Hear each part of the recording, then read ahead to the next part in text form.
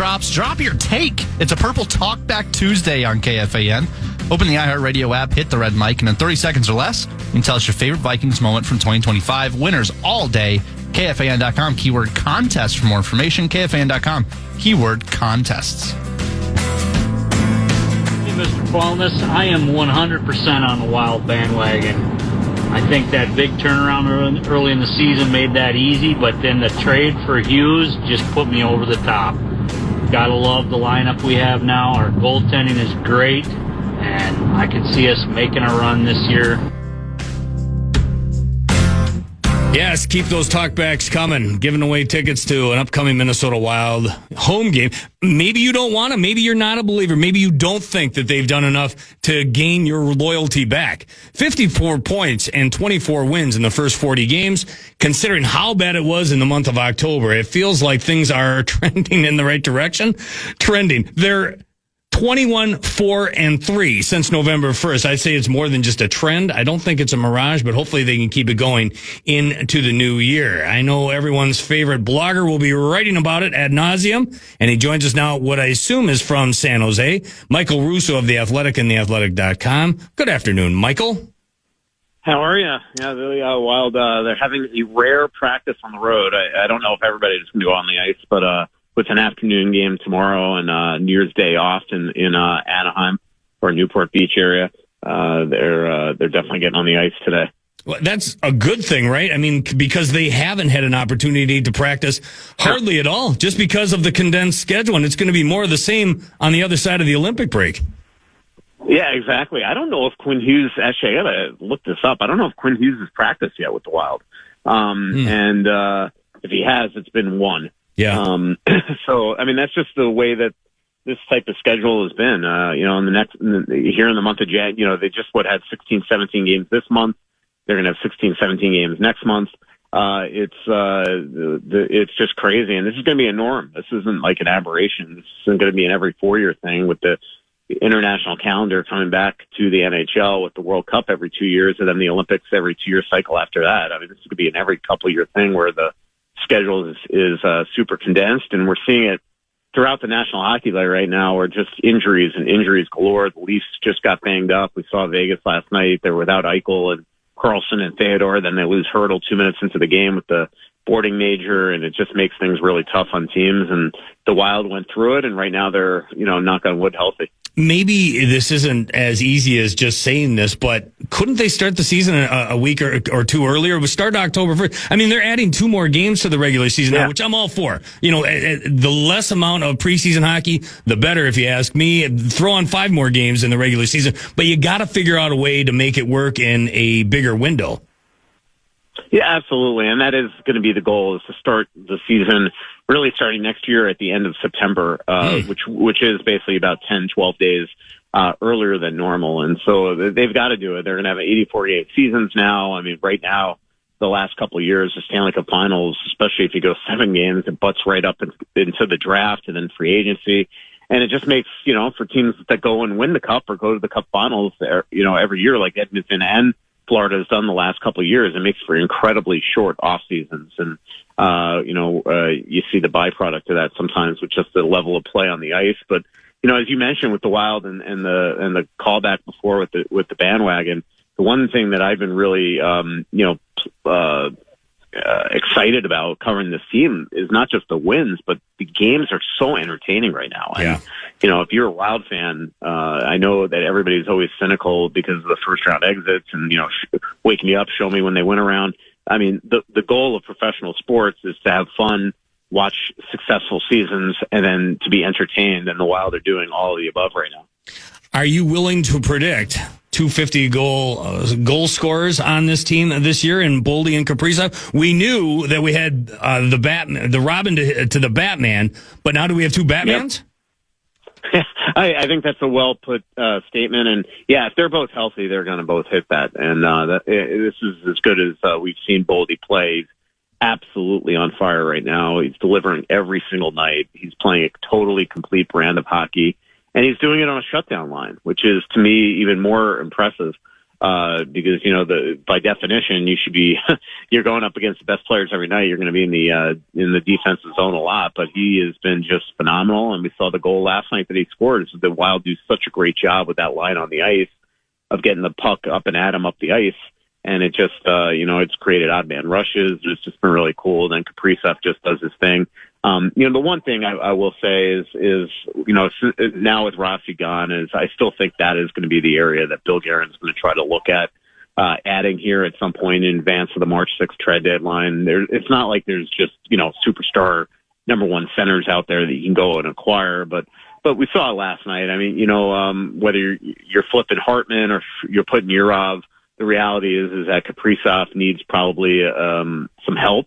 And we see it at times when that line is getting outmatched that John Hines will put Eriksson and Boldy with Kaprizov.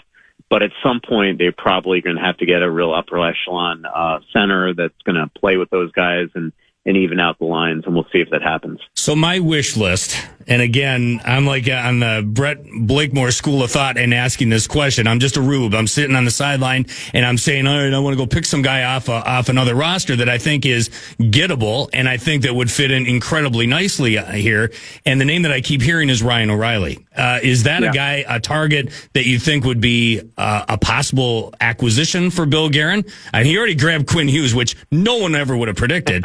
How tangible, how possible is it to put Ryan O'Reilly in a Minnesota Wild uniform before the end of the season? Because I think he'd fit like a glove. Yeah, I agree. To me, watching him the other night when they played the Wild, I thought Ryan is still playing at an incredibly high level. He wins draws.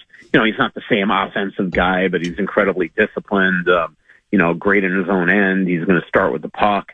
And it'll allow John to throw him out in key face-off situations if they ever were able to do it. Now, to get to your first question, I think the Wild are targeting him. I think a lot of teams are targeting him.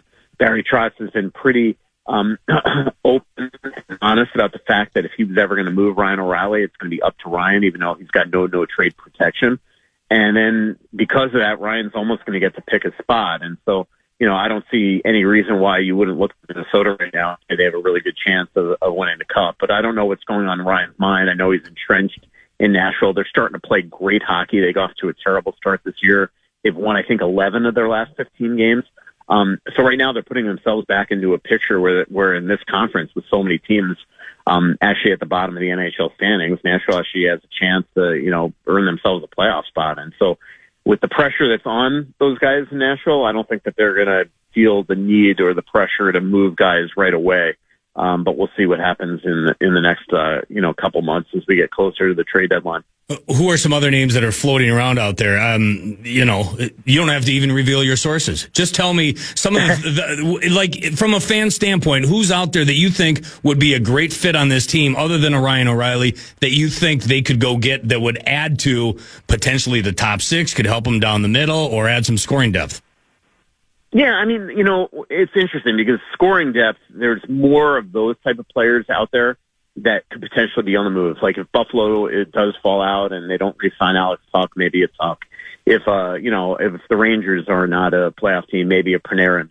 But those guys aren't centers, and that's where I really still feel is the biggest need for the Wild. But if you can get a really elite offensive scorer, it's going to really deepen up the lineup and give the Wild more options. Up the middle, probably the best offensive center that's available right now, most likely going to be available at the end of the year if they don't re-sign him, and that's Utah I'm talking about, is Nick Schmaltz. I am not the biggest Nick Schmaltz fan, although he always seems to light the Wild up. But his offensive numbers have really come down from a really unbelievable start to the season. So we'll see where it goes. There's just no doubt in my mind that when you invest what the Wild just did in Quinn Hughes, and they really feel like the window right now is to turn themselves into a true Cup contender, and you're facing most likely Dallas in the first round of the playoffs, they probably need one more guy. And I think that Bill Guerin, even though he's obviously going to play coy about it, he's always going to try to improve the team. And if he can figure out a way to add, especially to me, up the middle, I think that he'll try to do that at some point. I was browsing my favorite app on my phone, which I can also get via my computer, and it's The Athletic and theathletic.com. And I saw a piece on there about extensions potentially for a couple of guys that need to be extended, whether it be a Zach Bogosian, a Mats Zuccarello, but dare I say Marcus Johansson. Who would have thought we would have been talking about that coming into the season? I mean, I think there's a lot of fans out there that had the haterade pouring in all over the place in the fact that, what? You're re-signing Marcus You know what's going to happen? He's going to end up in the top 6. Well, thank God he did, Michael. A 1-year deal. Now, the question is, if you do extend him, do you dare go past 1 year? Because it feels like that 1-year contract really motivated that guy. Yeah, first of all, to your point, he's been absolutely excellent. And I mean, it's just been really remarkable to watch just how consistently good he has been from the start of the year. He's really gone through no ruts at all, other than maybe one in early December or late November, where he just seemed to not be getting points. But the second he gets back with Boldy and Eriksson, it just seems to work. And if it were me and I was Bill Guerin and he was interested in coming back, I would go on a series of 1-year deals. Yeah. I don't think you give him term. The question is, after a year like this, would he come back for $800,000 again? I know his agent wasn't very happy that he was willing to do that. But that's how much Marcus loves Minnesota and wanted to stay in Minnesota and not go anywhere else in the National Hockey League. It was literally him going back to Farstad in his hometown of Karlstad, or where he lives in Karlstad, Sweden, or coming back to Minnesota. But it was one or the other. And so if he wants to come back the way he's playing, I would absolutely, especially since they've just gotten rid of, guys like Ogren and Rossi. Now it's not like there's young guys ready to just suddenly come into the lineup. So I think it makes a lot of sense. He technically, because he signed a 1-year deal, he's eligible for an extension starting January 1. I did, correspond with his agent right now. There hasn't been conversation, but, at some point maybe that will change. Same thing with Zuccarello. If he wants to come back, it's probably going to be up to him, and same thing with Bogosian. The key is that I don't know if Billy is going to be in a rush to do anything. If I were him, I would wait. Because if all of a sudden there is a huge trade that falls into his lap, but that player has term, you don't want to all of a sudden box yourself in because you're giving contracts to guys for next year now, when there's really no rush to make that decision right now. So this is Michael Russo of The Athletic and theathletic.com. Of course, we go to him for all things Minnesota Wild, but you also have your finger on the pulse of what's going on with the Olympics. And watching the World Juniors here in St. Paul and Minneapolis, for that matter, it's really starting to amp up the fun that international hockey brings to you. And that will be the case there in Milan. Since we're talking Marcus Johansson, let's jump over to Team Sweden for a second. I think it's probably a foregone conclusion that Jules Eriksson and Jonas Brodin are on that team. Philip Gustafsson on that team between the pipes. Marcus Johansson, Jesper Wallstedt. I think they're bubble guys. If you're the manager of Team Sweden, do you put those two guys on the roster? If it were me, I 100% would, especially for Wally, because right now Allmark, one is on a leave of absence, and Markstrom, they both have not been good this year. And to me, the two best Swedish goalies in the NBA reside in Minnesota. So I would put on the team. And Johansson, I absolutely would. To me, if I look, when I did it on the plane today, I was kind of jotting what I think would be Team Sweden. I get to between Marcus Johansson and William Eklund, coincidentally, who plays here in San Jose. Really good young player that is clearly going to be a huge future of Team Sweden. But to me, the way that Marcus has played, I would love to have that guy on my team. And the other thing with him is that a lot of times, there's sort of a reciprocal gratitude when you do things like he does, which is always answer the call when Sweden calls and go and represent his country in international tournaments. He's represented Sweden in the last 2 World Championships. He was excellent in both. They medaled in both. He was in the 2014 Sochi Olympics. There's only 4 or 5 Swedes that are probably going to make the roster that did that. And there's not many NHLers, so he's got Olympic experience, so I think that he's got a great chance. Very interesting. From my understanding, the Canadians are revealing their roster tomorrow, the Americans on Friday. You can confirm that? Yes. Today's show for Speak of the Devil, first one on the ice, Marcus Johansson. Right on. On the Today Show at 8 a.m., 8:25-ish Eastern time on Friday will be United States. And one of the names that I know will be on the Today Show is Jack Hughes, so I assume that he knows he's making the team. Yeah. And I believe Layla Edwards will be representing the women. You have to assume Quinn Hughes and Brock Faber are going to be your top pair, right? Tell me that's the case. Yeah, the only thing I'll say about that is like Slavin and Faber were so good at the Four Nations, and they're probably going to be a penalty kill pair. So even though if Hughes and Faber play is great for this next month, I don't think it's necessarily a guarantee that they're the top pair. You could still split them up and then have it in your back pocket if you ever need to make tweaks that deep down that Hughes and Faber can play together. So my guess still is that going into the tournament, it's going to be Slavin and Faber as a pair, and probably Hughes and McAvoy. But we'll see. I mean, McAvoy and Faber, as I always say, I mean, they're basically doppelgangers, both in the way they look and the way they play. But my guess is it'll be Hughes and McAvoy to start. Mike Sullivan's also his father-in-law, so that might help him. So we'll see what happens. Hey, Russo, Brett here. A couple USA borderline guys with the roster coming out soon that I'm interested in are Cole Caulfield and Jason Robertson. They're both smaller guys. They're not really Bill Guerin guys where they can put the puck in the net. Do they have any chance to make this U.S. Olympic roster? Yeah, actually, Jason's got pretty good stature. It's Cole that's kind of smaller. Jason, he's one of those guys. It's like, I don't know, like when scouts go watch him, they're never wowed by him. But then at the end of the night, he's got 2 goals, and he doesn't skate the greatest. He's not overly physical. And so to your point, he's not exactly the Bill Guerin type. But he has the second most goals in the NHL, tied, I think, with Boldy, since I don't know how you leave him off, but I think they're leaving him off. Yesterday in Minnesota, actually, Bill Guerin met with both Chris and Pat Kelleher, John Van Beesbrook, Stan Bowman, Chris Drury, Tom Fitzgerald, Bill Zito, and they basically picked the roster. I think it's been picked. Everything that I heard going into that, even though it was still a debate about J-Rob, I was getting the impression that they still were leaning toward putting players like Brock Nelson and Vincent Trocheck on the team. I do think Tage Thompson's making the team. I think it's probably between Clayton Keller and Jason Robertson for that last spot, and it just would not shock me if basically Keller gets it over him just because he was at the World Championships and so good. So, the one thing that Bill Guerin's going to have to do really well here in the next couple days as he informs players who made the team and not made the team is look, there's going to be some sour grapes. There's going to be some disappointment. But if, say, a guy like J-Rob doesn't make it, he's probably first out of the bullpen if there's an injury.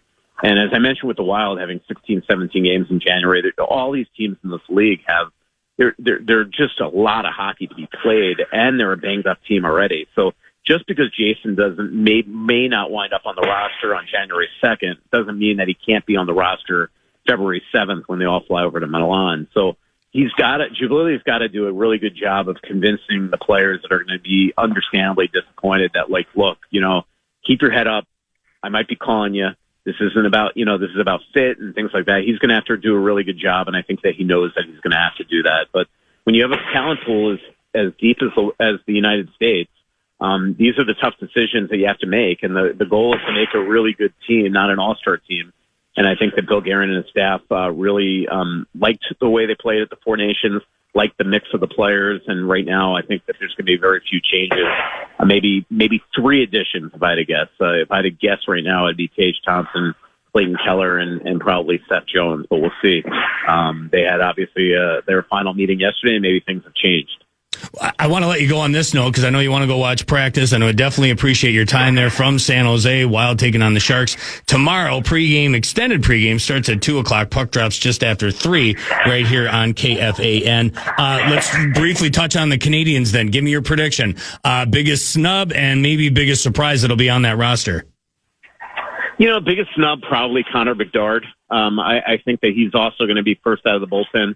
I think Celebrini's on it. The one that the guy that it certainly sounds like is going to be on the team is Tom Wilson. That's probably the biggest surprise. Somebody that didn't make the Four Nations. Obviously, there's no fighting in the Olympics. That's not allowed.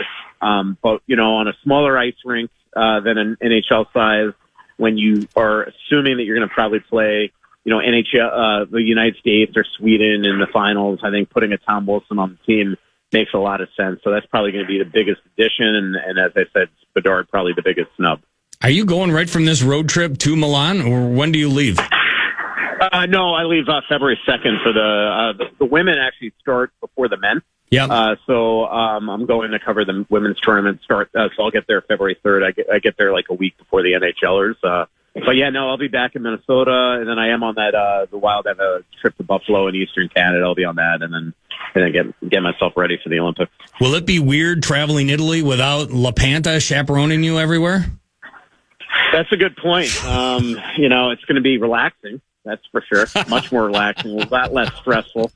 And a lot quieter if you like to talk. Yeah.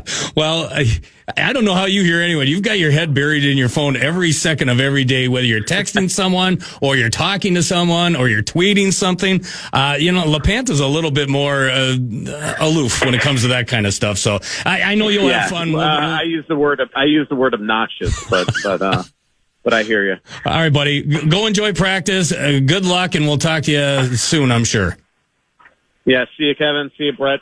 Michael Russo of The Athletic and theathletic.com joining us from San Jose. Again, extended pregame starting tomorrow at 2 o'clock, leading into the Wild and Sharks pregame on the network. Starts at 2:45. Puck drops, I think, at 3:08 here in the Central Time Zone. We'll bring you that. Then we'll go into that extended postgame show, hopefully celebrating yet another Wild victory as they attempt to start this 7-game road trip. A perfect 3-0. And if they do that, we'll bring you John Hines postgame comments. We'll probably talk to the equipment guys, Kirill Kaprizov, his interpreter, the whole works. And then finally, we'll get to Halvey as he brings you the Americans and the Swedes in the final game of the round-robin portion of the World Juniors. That game will be joined in progress after the Wild and Sharks right here on the Fan. We'll take a break, and then when we continue, get to more of your talkbacks. We'll get to your texts as well, giving away Wild tickets to an upcoming Minnesota Wild home game. If you want to go, all you got to do is tell us, are you on the bandwagon or are you still off it? What needs to happen to get you on this side of the good side of the state of hockey? Do all that, and we'll get to some of those next on the Fan. It's a border battle week, and we've got your final shot to be the rube of the game this season. Swing by the plaza outside U.S. Bank Stadium this weekend before kickoff. Visit the KFAN booth, ask for the street team, and how you can score Papa Murphy's game day meal deals for a year. KFAN.com, keyword calendar for more details. KFAN.com, keyword calendar. Hi, Kevin. Hi, Michael. This is Mark from Apple Valley. Say, I was just wondering, just have a little concern about, it's a great start for the Wild, obviously, but when they come back from the Olympic break, playing in the Olympics, and do you see any kind of a lull or slow to go, being the Wild will probably have a lot of players in the Olympics and then the traveling and stuff, so just kind of worried about the start after the Olympics, but it's been a great start, so let's go Wild. Yeah, well said there, Captain Talkback. I agree. First 40 games, it's been an unbelievable ride, and there's been plenty to hang your hat on for those of you that are debating whether to or not to get on that bandwagon. The vast majority of you have jumped on the back onto the bandwagon, and for good reason. But I get it. And, everyone's going to be in the same boat. When it comes out of that Olympic break, it ain't going to be easy to just pick up where you left off. But, for the guys that aren't playing in the Olympics, it'll be a good chance to rest, relax, get some vitamin D in your skin. For the rest of them, though, I mean, who can argue playing Olympic hockey, the battling for your country on an international stage? Nothing quite like it. And ask any of those guys that I've been talking about, not only a Zach Parise or a Phil Housley or a Mark Parrish, John Mayasich. He still talks about it, and that was like 50, 60 years ago that he was doing it. It's just something special about it, and it should be no different whether it's this weekend in the World Juniors or coming up in a couple of months there in Milan. We like to bring back the bits that are the Common Man Show, and we did the wheel of topic. We even put together a montage. Yeah, we fixed the wheel of topic. I hope it's like that the next time he tries to fire it up. We of course had the montage to open the show. Why don't we do 5, 3, 4? Whatever it's called. Time now for 5 questions. Well, actually 3, but 5 sounds like more than 4. Question number 1.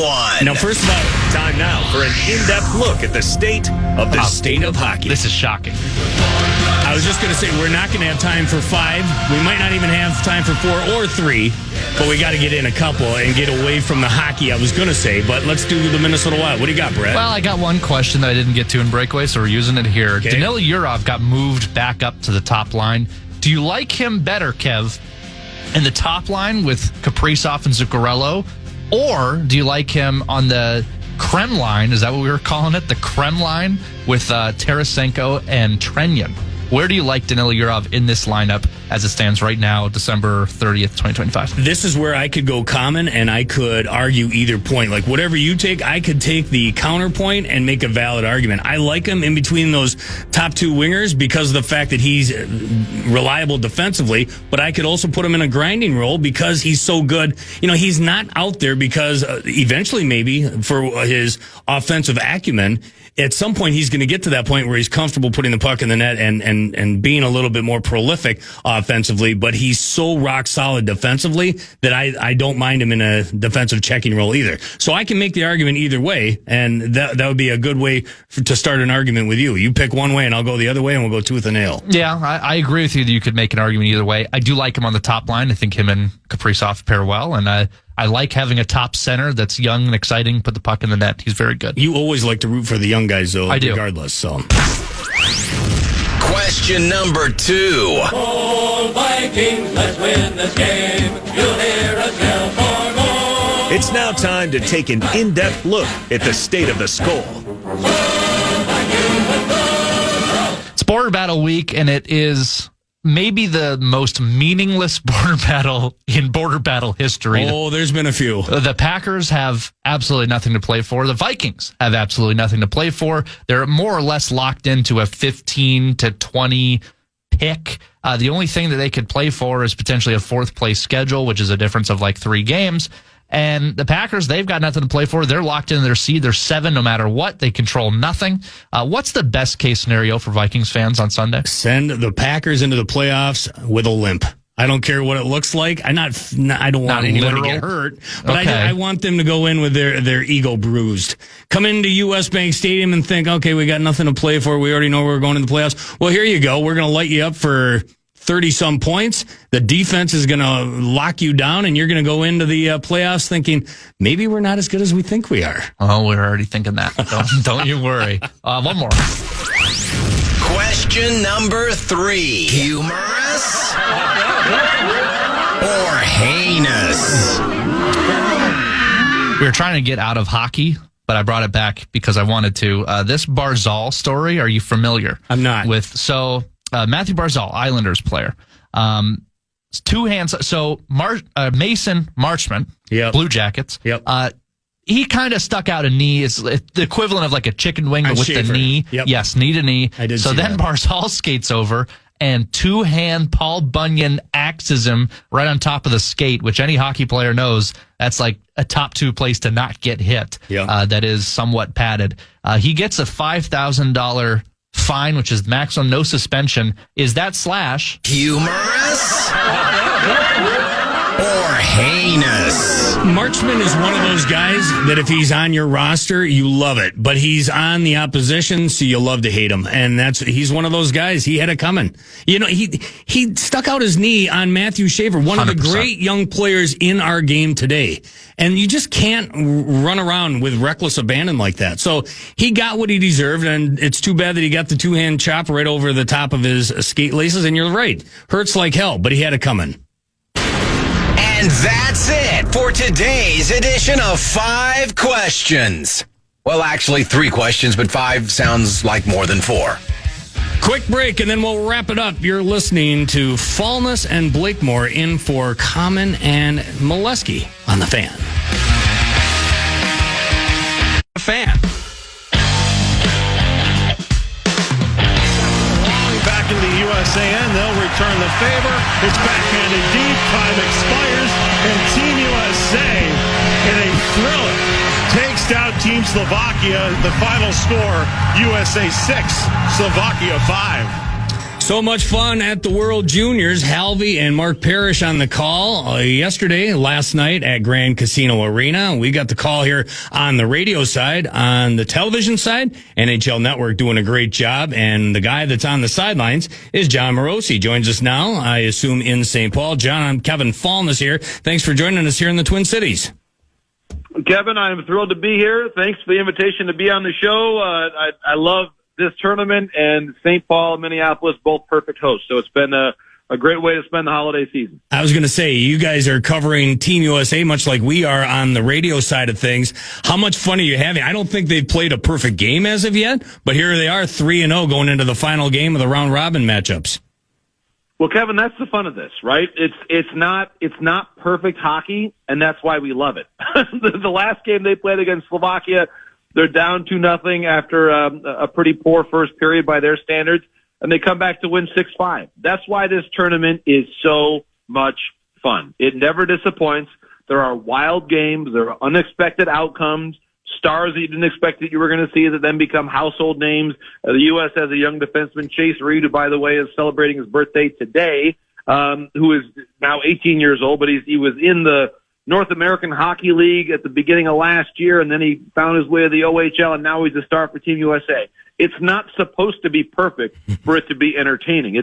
I think to the general sports fan, Kevin, I would compare it to why we love March Madness so much. It's that unpredictability, and this is hockey's version of it, and it is truly one of my favorite sporting events every year. Yeah, no doubt. And to have it in our backyard here in the state of hockey, we are extremely proud of the show they're putting on there, not only on the U of M campus, but there in St. Paul at Grand Casino Arena. Through 3 games thus far, what has impressed you most about Team USA?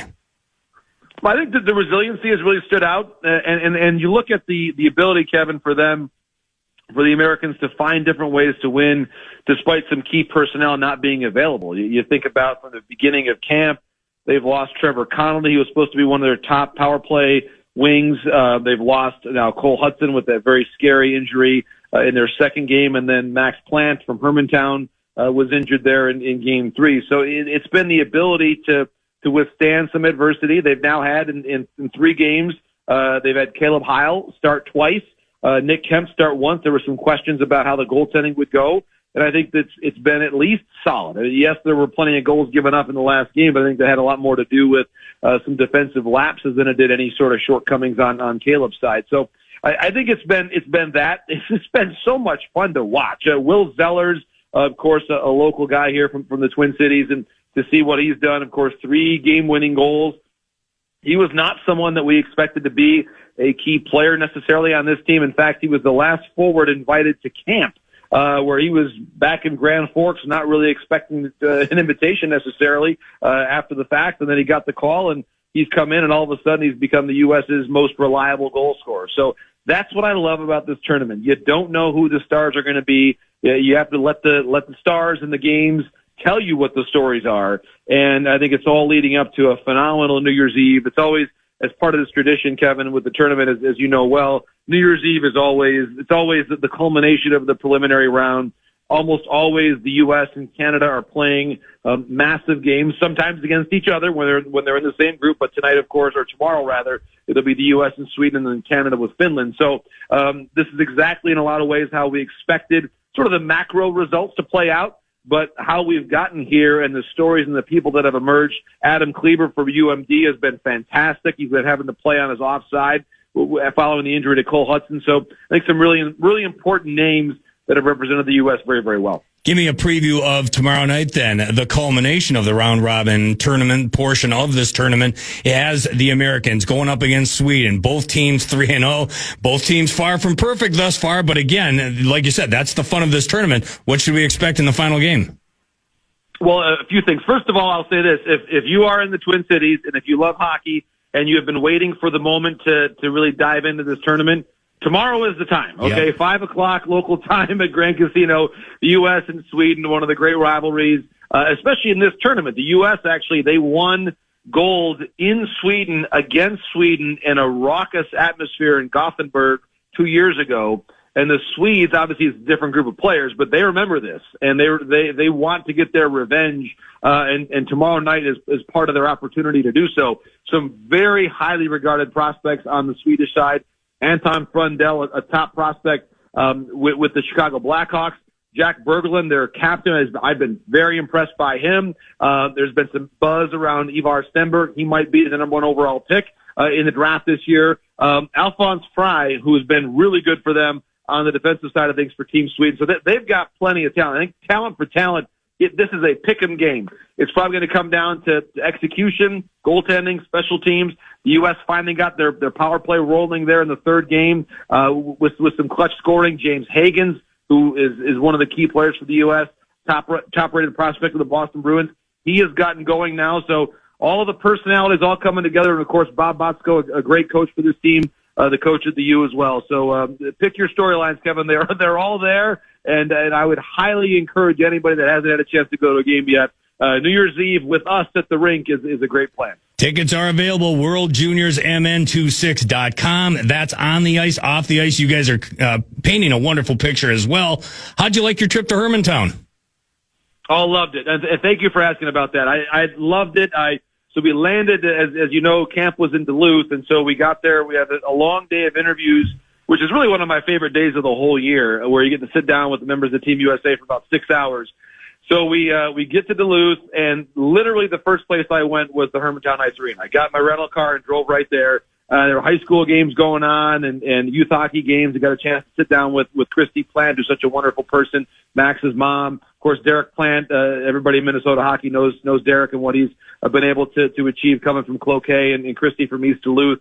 So just to understand the culture of hockey in Hermantown. And, I'm from Michigan, where to be honest, I wish we had a system of hockey in our state like you do here in Minnesota. It's special here. It's unlike anywhere else. And when you see a small town and a community like Hermantown, where really hockey is at the core of the social existence and the community and the relationships that you have. And I love driving up to the rink and seeing kids walking from elementary school with their hockey bags over their shoulders, just going right to the rink, and they'll go to the outdoor rink and then they'll go to the indoor rink. That's perfect for me. And so just to experience that and be able to share the story. And of course, as you know, Victor Plant is still on his way through. He's going to be at UMD next year. He's at the USA Hockey National Team Development Program right now in Michigan. So just a great family. Zam is over there playing for the U.S. Collegiate Selects there in the Spengler Cup. So just a phenomenal family, and it was our honor to be there and help tell their story. Awesome stuff, John. Enjoy the ride. We'll see you at the rink tomorrow.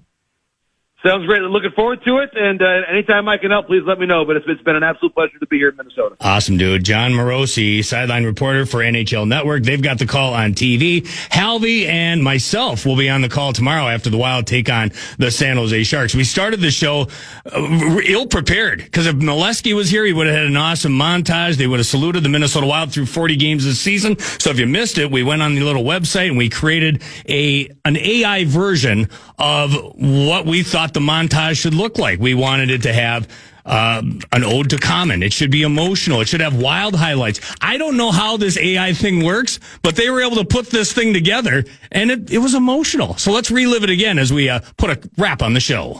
Blast. I can't believe we put that together on the fly. Technology is great. I don't want Brandon Molesky or Justin Guard to ever find out about this stuff because it makes their job too easy. Technology is wink so easy. Unbelievable. Wink. Good stuff. Brett, outstanding. I look forward to seeing you Saturday on Beyond the Pond, where we will try and stay out of the way of Pat Nicoletti. I hope to get at least one breakaway in. We'll do our best. We'll see. 10 to noon on Saturday. That's Beyond the Pond. We've got an extended pregame tomorrow leading in to the Wild and Sharks. We'll start that thing off at 2 o'clock. Puck drops just after 3. And then, of course, Halvey on the call with the World Juniors. Up next, though, Justin Guard. Oh, buckle up there, Gopher fans. He's next on KFAN. Listen back to any of Common Man's programs by podcasting on the iHeartRadio app or KFAN.com.